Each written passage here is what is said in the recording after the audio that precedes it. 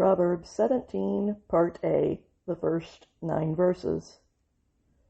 A dry, barren morsel of bread, a meager fragment of basic sustenance, and the inner ease of a serene calm along with it, having the basics to sustain life, plus a relaxed tranquility, is more beneficial, purposeful, and life-giving than a house that is completely full of the slaughtered meat or sacrifices offered of antagonism and conflict and continual lawsuits.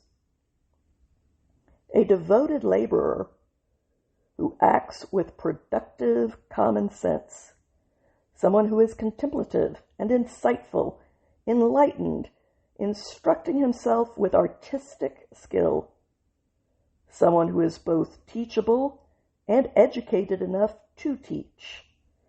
That kind of devoted laborer will surpass and govern.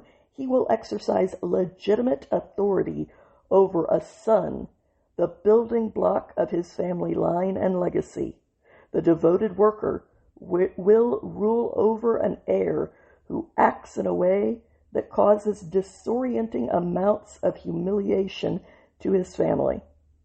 And on the inside, among brothers, that hard-working employee will share in dividing the prized inheritance and legacy, meaning that hard-working agency will outstrip pedigree and the advantages of birth.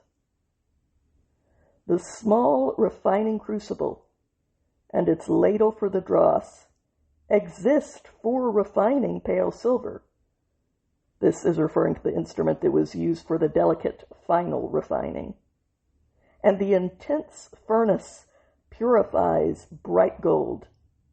But Yahweh, the existing of all existence, is the testing refinery of the heart, examining, investigating, and testing the place where thoughts, emotions, inclinations, and conscience blend to form the will. Someone who comes from a place of malice, harm, corruption, and dysfunctional destructiveness, someone who is firmly and defiantly determined to act on those bad fuels, responds attentively to good-for-nothing lips of twisted, empty futility, and that kind of person actively engages with them. A lie, meaning empty words that are false, untrue shams, ones that lack any foundation to them and will therefore not hold up. Words that consist of that kind of groundless nothingness closely monitor eager destructive talk being speech or language that is geared towards engulfing the entire existence of something or someone or of society itself in an overwhelming ruin that submerges them completely. Whoever ridicules and mocks the dispossessed person, displaying scorn, engaging in insulting or derisive imitations and laughter towards a person who is bowed down low under the burden of destitution, whoever does that is contemptuously taunting his maker.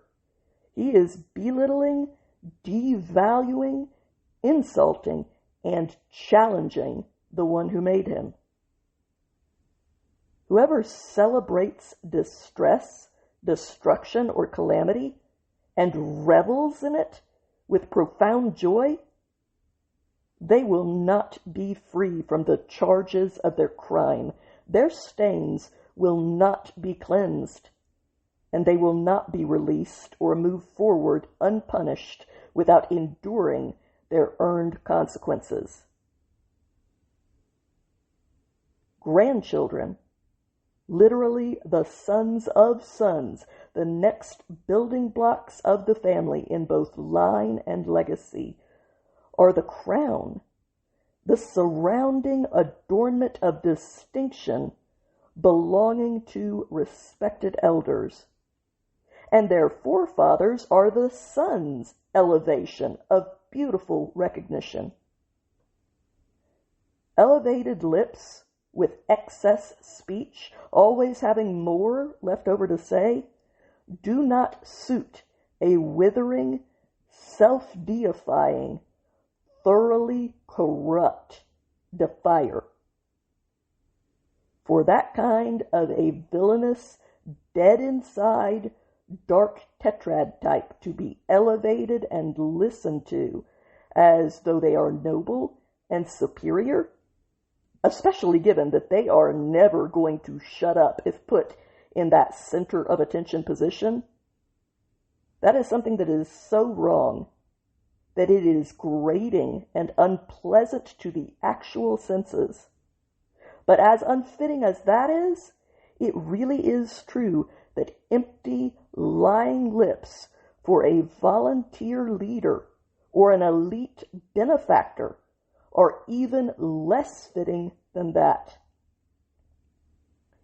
A diplomatic, influencing gift or bribe is a jewel of generous goodwill and persuasive, favoring approval to its owners. Whichever way he turns and faces, he compounds the persuasiveness of his points and conclusions, and he succeeds. Wherever he looks or directs his attention, he persuades. Whoever clothes the shameful nakedness of a violation, an invasion, the betrayal of a lawless revolt, he is actively pursuing love, meaning committed affection.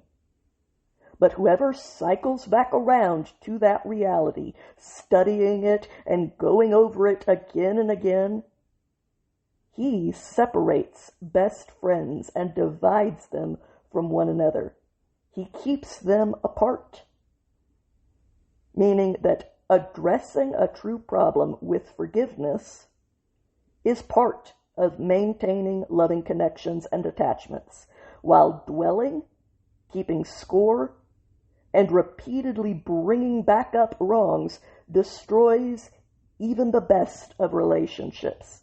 Translation: address it, deal with it, and truly move on. I pray that whatever voice God might choose to give me in this world, He would also give me the words that I should use it for. These words have meaning for me, and if they had some meaning for you as well, then I am truly grateful that we have both been given a gift from above and from each other. Have a good day out there, my friends.